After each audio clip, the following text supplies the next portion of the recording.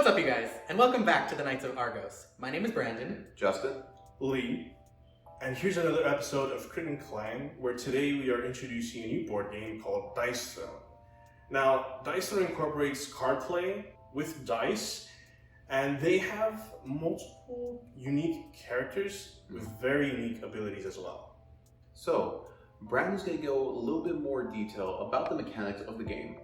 And after he's done, we are going to go review the game and give our opinions about it, how we like it, and what we dislike about it. So, Brandon, take it away. Hey guys, before we go on, I'm going to quickly talk about today's game, Dice Throne. Dice Throne is a competitive or team-based dice rolling combat game by Roxley Games. The objective is simple: reduce your opponent's life to 0 before they do it to you. Each player will choose a hero, each with its own unique abilities, and all range in different complexities. Each hero comes with its own deck of 32 cards, which include hero upgrade cards, which permanently improve an ability on the board, or action cards, which will adjust dice rolls, improve your gameplay, speed it up, or just mess with your opponents. Now, we're going to take a quick look at the game board and basic setup. Here we have the basic setup for one of the characters, the Pyromancer. She is probably my favorite character to play in this game because she has a lot of fun abilities and different ways to hurt the opponents, but we'll talk about that later. Here we have the two different dials that you need to be very aware of through the game. First is your health dial, where it tracks your health through the game. The second is the combat point dial, or CP dial. Combat points are very important because they are what you use to cast the different cards in the game. As well, each character receives a leaflet which includes all of the different status effects that you can either impose on your opponents or grant to yourself, as well as the symbols that correlate to each side of the 5 unique dice for each class. Each symbol is very important when you're looking at the different abilities on the hero board, so it's good to be very aware of each side and what they mean. Each hero board includes the 9 different abilities that you will use throughout the game. When you start the game, each player will draw 4 cards and start with 2 combat points. From there, we move into the upkeep phase, where you look at the different status effects that you are inflicted with, but at the beginning of the game, you shouldn't have any. Then we move into the income phase, where you draw 1 card and gain 1 CP. However, if you are the first player of the game, you have to skip that phase, but only on your first turn. Then we move into our first main phase, where we can play any cards that we have enough CP to cast. These include the different hero upgrade cards, as well as different action cards that'll help you progress in the game. Once you've finished this first main phase, we move into the real fun, which is the roll phase. Here, you get to roll all 5 of your dice and see which symbols you roll. You can choose to keep any of the dice that you roll and re-roll the remainder. However, you can only do this 3 times. After that, you have to choose an ability that you have these symbols to activate. Once you've decided which ability you're going to use, we move on to the targeting phase. If it is a one-on-one battle, we skip this part. Obviously, you're gonna hit your opponent. If you have 2 or more opponents, then you have to roll to decide which one will be hit with the attack. After that, we move into the defensive roll phase, which is represented by this green ability. Every character has a different defensive roll, which will either prevent some of the damage from coming in, deal back damage to the person attacking you, or even grant different status effects. After the dust has settled, damage has been dealt, I'm burned, she's poisoned, craziness has ensued, we move on to a second main phase. Now there is a small detail that I did skip in the first main phase, which is that you can sell any of the cards that you don't think you're going to have to use for 1 CP each. At the end of the turn, you can't have more than 6 cards, so you must sell cards until you have 6 or fewer cards in hand. And that is the basic turn for one of the heroes of this game. The game will continue until one of the players successfully reduces their opponent's life to 0, thus claiming victory and the dice throne for themselves. Now that you've seen all this, we're going to go back and talk with Lee and Justin, who were able to play the game earlier today. Now we're going to start our review on the game Dice Throne. So I'm going to go first with my opinion on the art.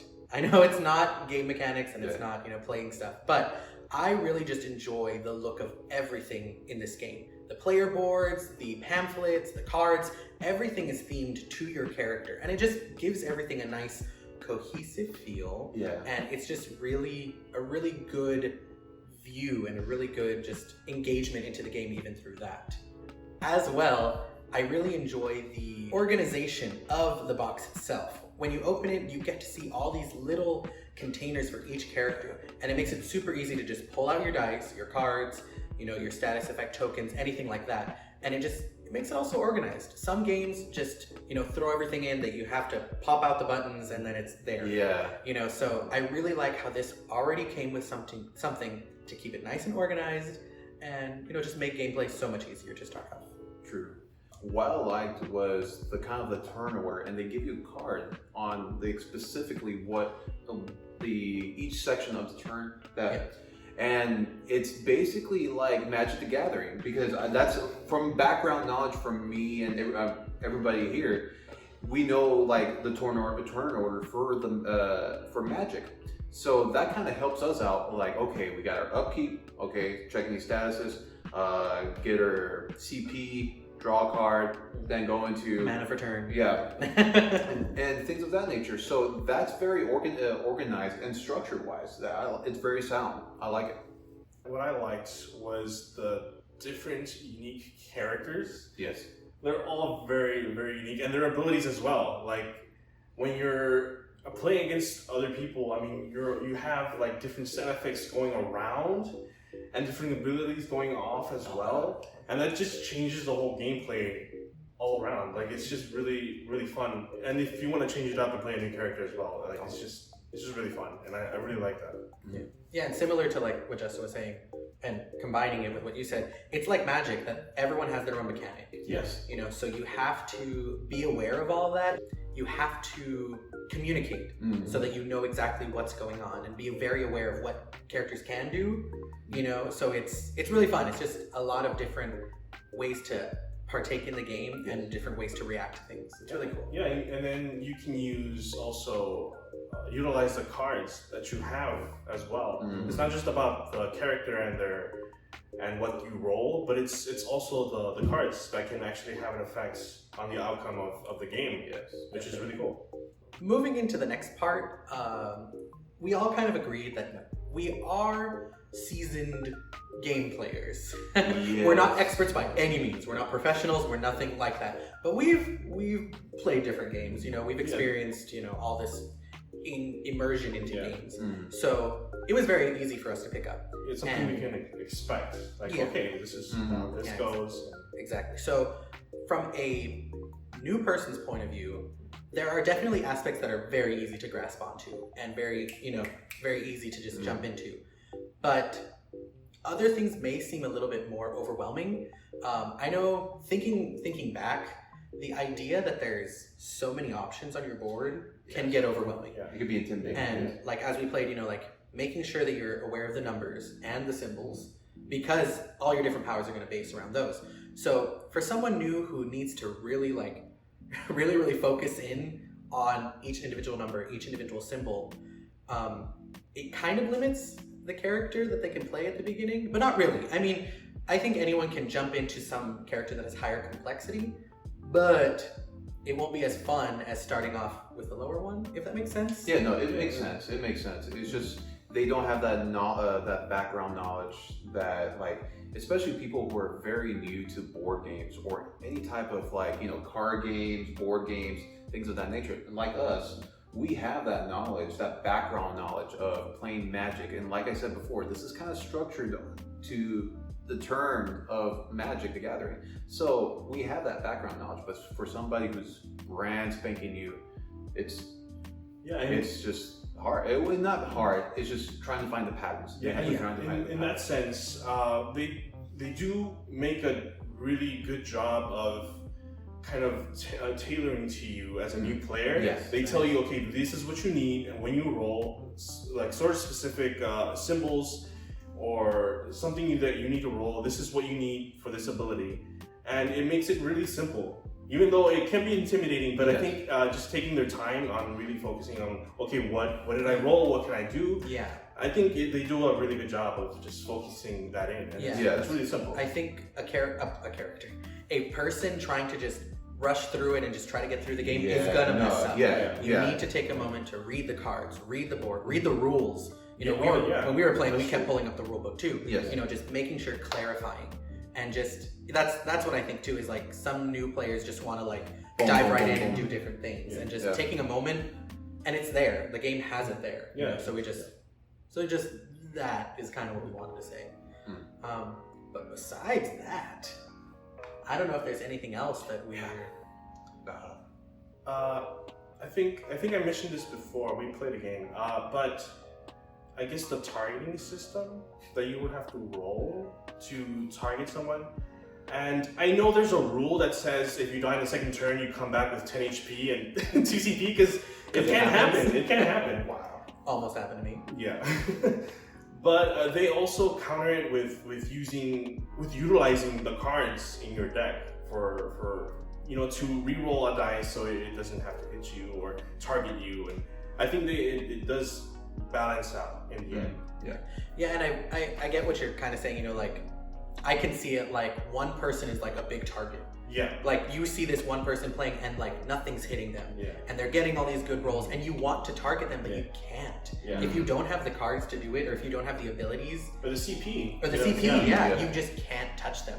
And then it's just fate, Like you think one person, maybe your ally, and that's trying to help you take out the other person, but they target you instead. Yeah, exactly. So it's interesting, and like you said, like there's cards and there's ways to manipulate. Yeah, but if it had that option, and I bet there's some homebrew, or you can just choose to just target whoever you want. Yeah. But then it makes some of those powers obsolete. Yes. Yeah, definitely. You would have to take out those cards that manipulate those kinds of roles. Yeah. So now, final part of our review is we are going to give this game either a crit or a clang. So Justin, you can go first. So after playing the game and kind of just reliving the game a little bit, and I'd have to say it's a crit. It's a total crit for me because it keeps me engaged and it's fast paced. Once you get the hang of it, it's fast paced. And I just love playing the barbarian, man. It's just like the barbarian, I just wreck stuff, man. I like it, so it makes me feel powerful. But I give it a crit. I'm also definitely going to give it a crit. This game is it's so fun, and like we've talked about, there's so many different abilities and just different ways to approach this game depending on the character, and it's just so fun, and it's just so clean, it's so orderly. Yeah. It comes with tokens for the status, it comes with all the different art, the different dice with the symbols on them. It's just so neat and so just it's so good. It's so good. For me, I'm gonna have to give it a crit. Honestly, this is one of my favorite games. I can honestly say that because the characters are so unique and it's just so fun to play all of them. And I always try to go for the ultimates, no matter if I just don't do anything one turn. It's just so fun. It's just really, really fun, and it's really user friendly too. And then there's color coded cards as well. For the turn order, it's really good. It's really good. I forgot to say because in the turns, there's certain the lettering is colored, so you know what cards to use during the turn. So I mean, it's guiding. They've really thought about everything. I feel like, and it's just amazing. It's a great game. They went above and beyond. Yeah, they really did. They really did. There you go. 3 crits. Well, that's the end of our video. Thank you guys so much for joining in and having fun with us on our second episode of Crit Clang. Like and subscribe to become a Knight of Argos, and follow us on Instagram in the description down below. Well, that's it, fellow adventurers and planeswalkers. We'll see you guys next time.